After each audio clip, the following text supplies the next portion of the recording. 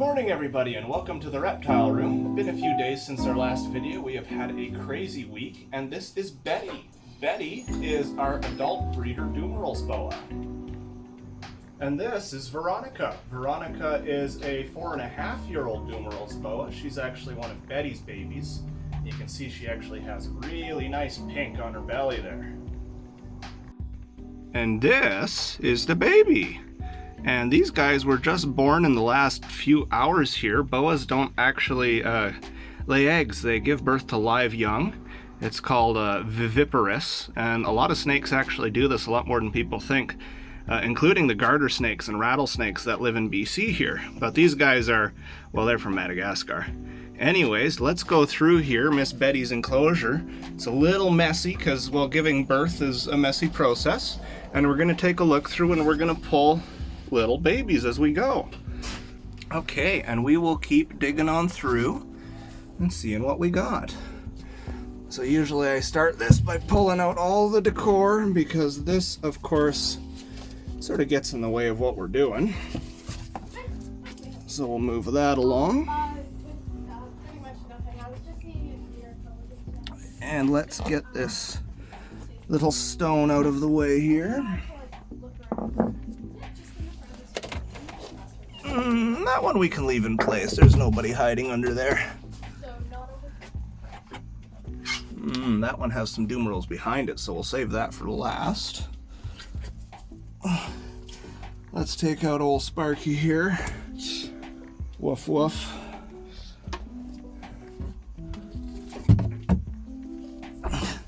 So much decor in here to move.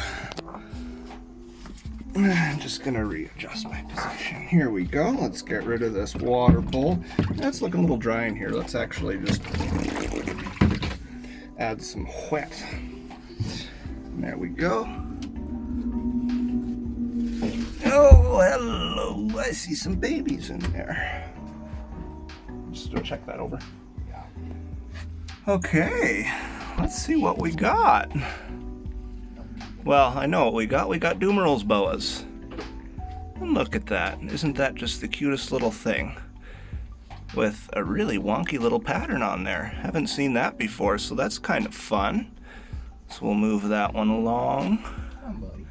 Hello. You can see these guys blend in really well. They have something called cryptic camouflage. And I mean, of course, it shows up in the cocoa core a little better, but in dry leaves, you would not see these guys. You could walk right past them and not notice that they're there. That one's also got a pretty wonky pattern, but I'm probably going to say that about all of them, because every time we get new baby snakes, well, of course, every single one of them is special. There's another. Hello. Dumerils Boas are generally pretty chill snakes, too. They don't really perceive us as a threat very easily. So very rarely have I had a baby Dumerils with attitude or sass. There we go. We'll move that along. Rustle around in the dirt here a little bit. I don't see anyone in that there region, but they can be pretty sneaky little fellas. So let's move this big stick next, because I suspect I can see a couple. There's probably a whole mother load under there.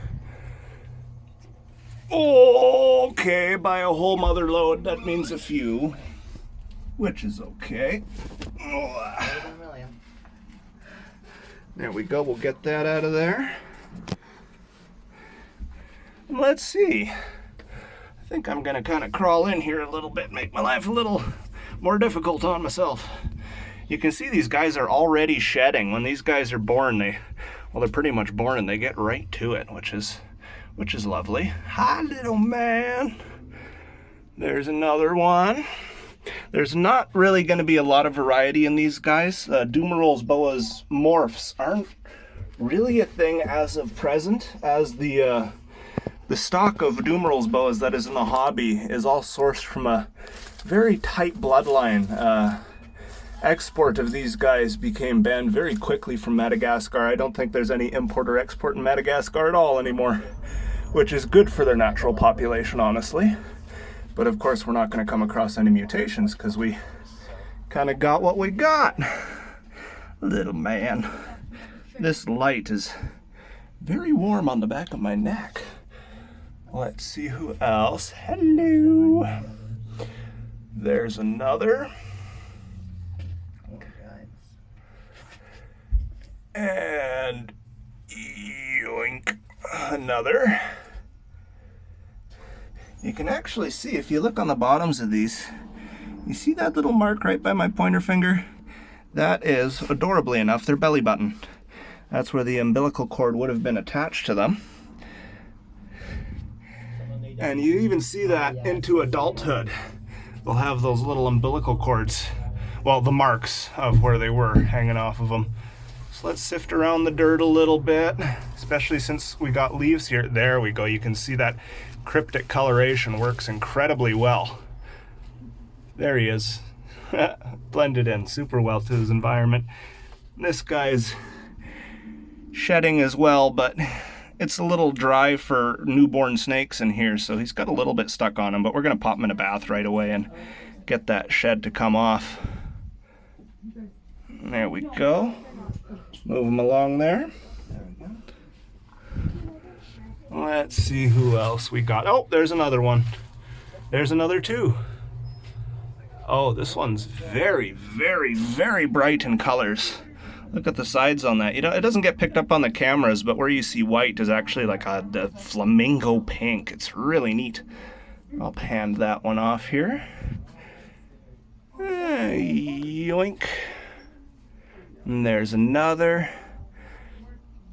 These guys have a lot of babies. What'll happen in the wild is not all these babies will make it into adulthood, because they'll be picked off by predators as they grow. That's why they need to have so many. They're pretty low on the food chain.